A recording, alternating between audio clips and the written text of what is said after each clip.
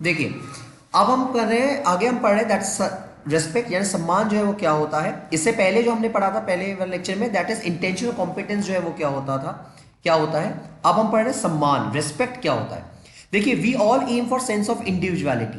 देखो, हर व्यक्ति की सम्मान का मतलब होता है, देखो व्यक्ति की छवि रेस्पेक्टेबल होती है, व्यक्ति की छवि रेस्पेक्टेबल होती है। डेफिनेट सी बात है, अगर मान लीजिए कोई व्यक्ति आपको पहचानता है, कोई व्यक्ति आपको जानता है, या तो अच्छे से जानेगा बुरे से जानेगा, ये डिपेंड करता है।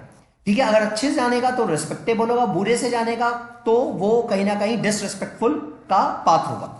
तो इसमें क्या होगा, देखो we are aim for a sense of individuality. आज प्रत्येक व्यक्ति जो है वो अपनी इंडिविजुअल आइडेंटिटी बनाना चाहता है, यानी दूसरों के सामने उसकी आइडेंटिटी क्या और इंडिविजुअल होनी चाहिए।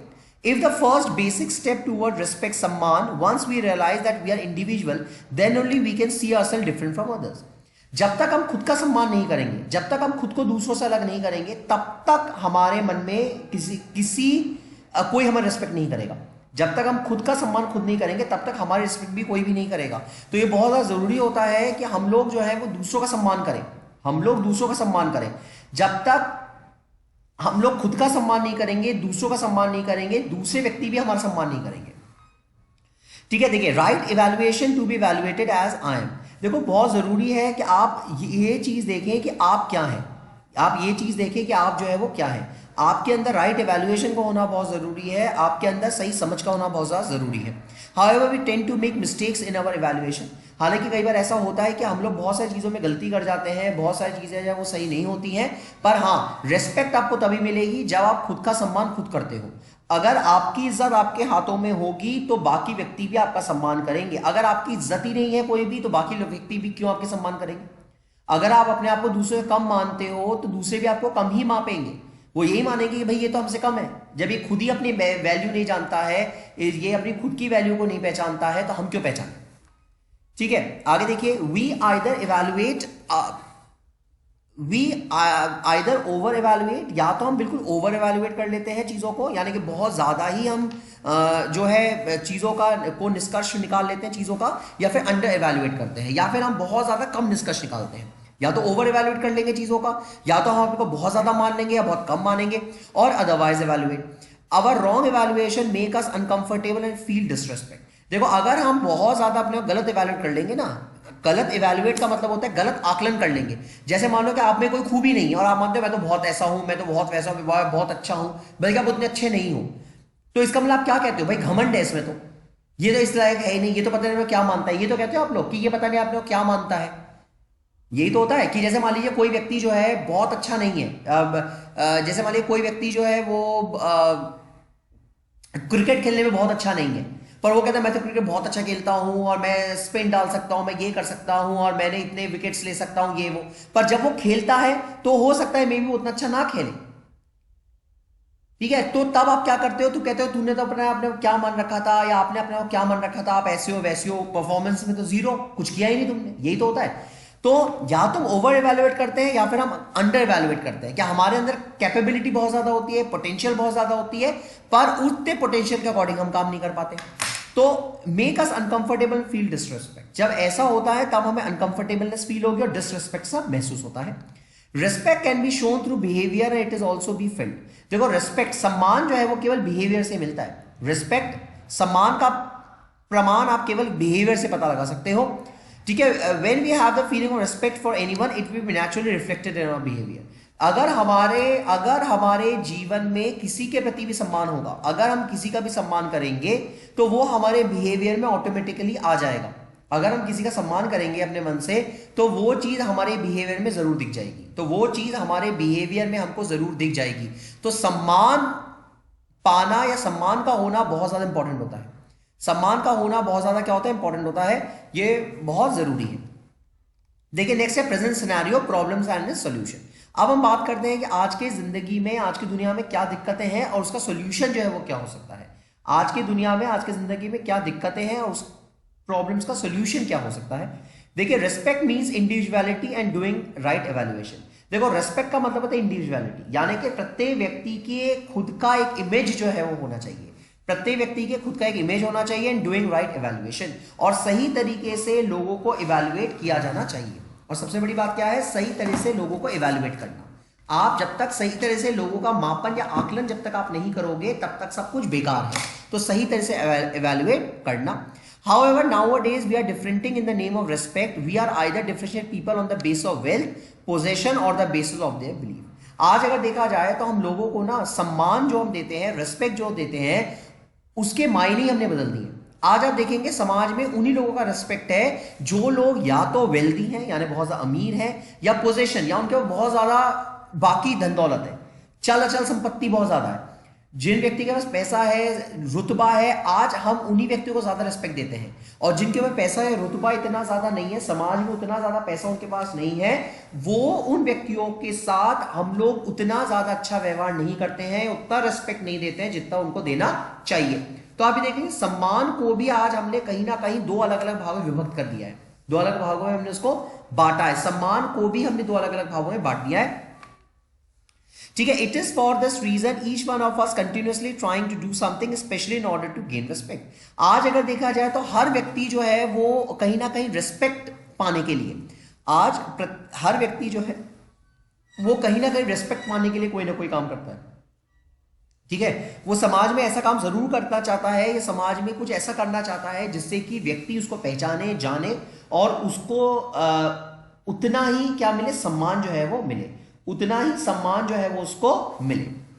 ठीक है, it is for this reason each one of us continuously trying to do something special in order to gain respect. Let us now study about the ways in which we differentiate people on the base of body, physical facility और belief. अब आगे हम ये पढ़ते हैं इसमें कि व्यक्ति को बॉडी के आधार पर, फिजिकल फैसिलिटीज यानी सांसारिक चीजों के आधार पर, और बिलीफ उसकी मान्यताओं के आधार पर हम कैसे अलग अलग बांटते हैं। आज समाज में अलग अलग तरह के लोग हैं, कोई किसी का पैसा है, कोई गरीब है, किसी के पास जो है वो सांसारिक चीजें बहुत ज्यादा है, किसी के पास कुछ भी नहीं है, किसी के पास जो है मान्यताओं के आधार पर हम अलग अलग कर देते हैं, किसी की मान्यता है कुछ है, किसी की मान्यता है कुछ है। तो देखा जाए तो आज हम फिजिकल फैसिलिटी, बॉडी और बिलीफ के आधार पर हम लोगों को कैसे विभक्त करते हैं, अलग करते हैं समाज में, उसको हम बताएंगे।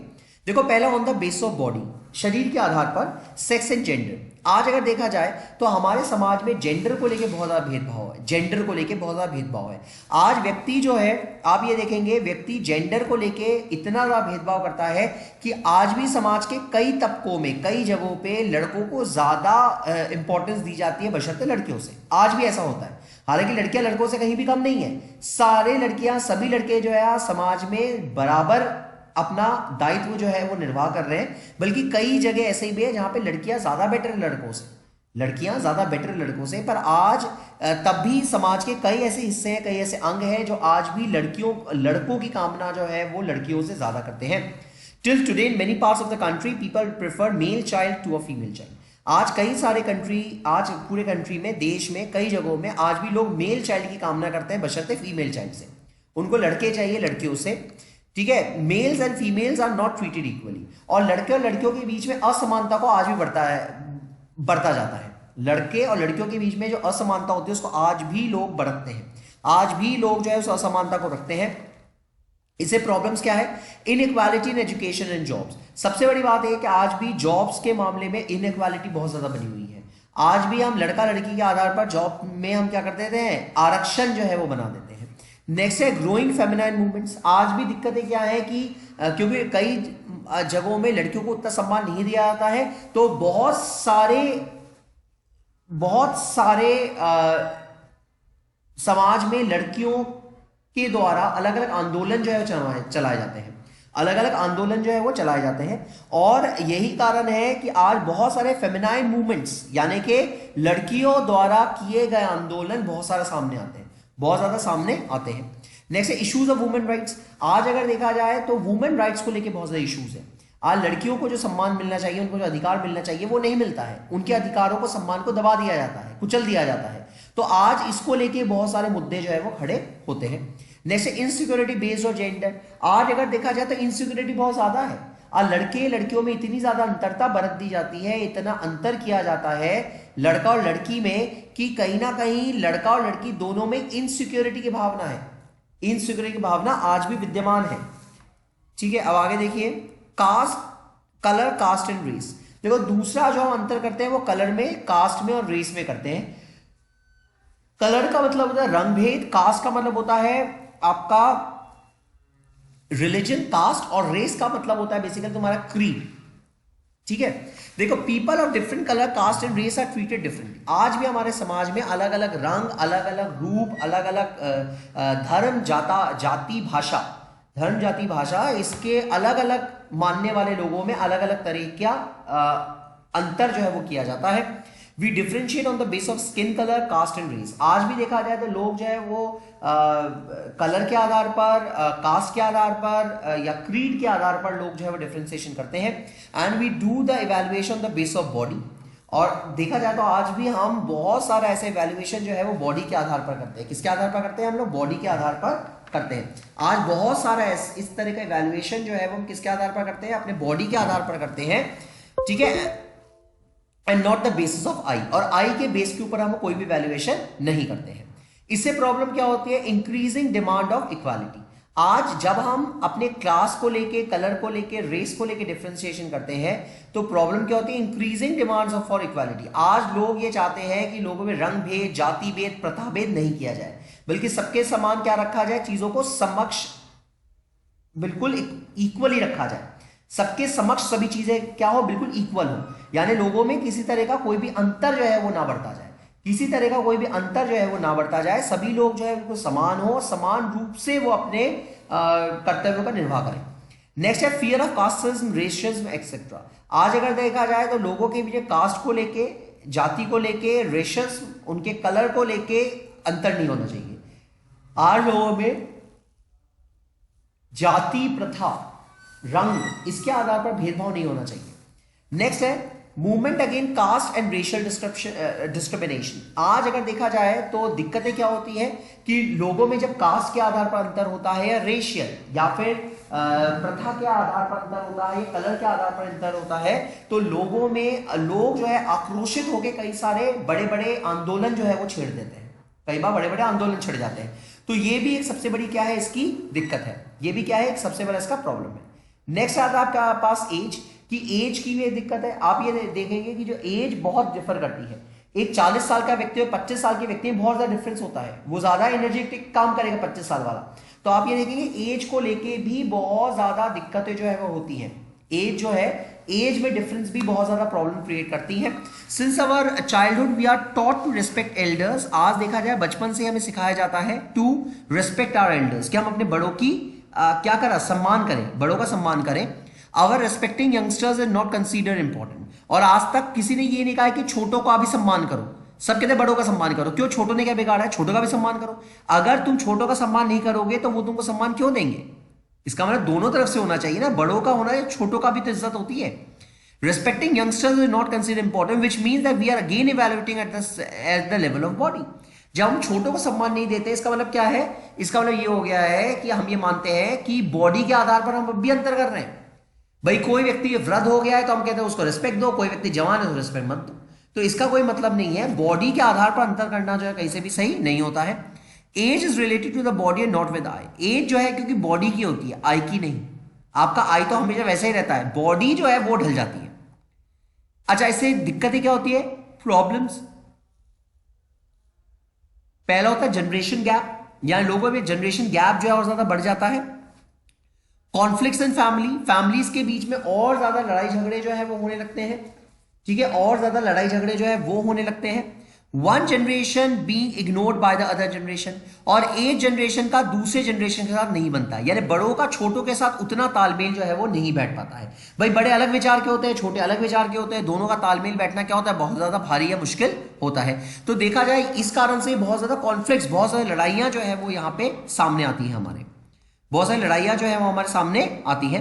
तो यहाँ पे अभी हमने दो चीजें पढ़ी हैं। अभी क्या है आपका, एक तो हमने पढ़ी है इसमें प्रेजेंट सिनेरियो के प्रॉब्लम में सबसे पहले रिस्पेक्ट का हमने पढ़ा है, सेक्स एंड जेंडर का हमने पढ़ लिया है, और उसके बाद हमने कलर, कास्ट और रेस के बारे में पढ़ लिया है, इसकी प्रॉब्लम्स हमने पढ़ ली है, और एज से क्या होता है वो, और एज से उसकी दिक्कतें जो है वो। तो अभी हमने ये पढ़ा है। अब नेक्स्ट जो है वो हम पढ़ेंगे that is the physical facilities. Okay, क्या पढ़ेंगे हम अभी आगे? अब फिजिकल फैसिलिटीज।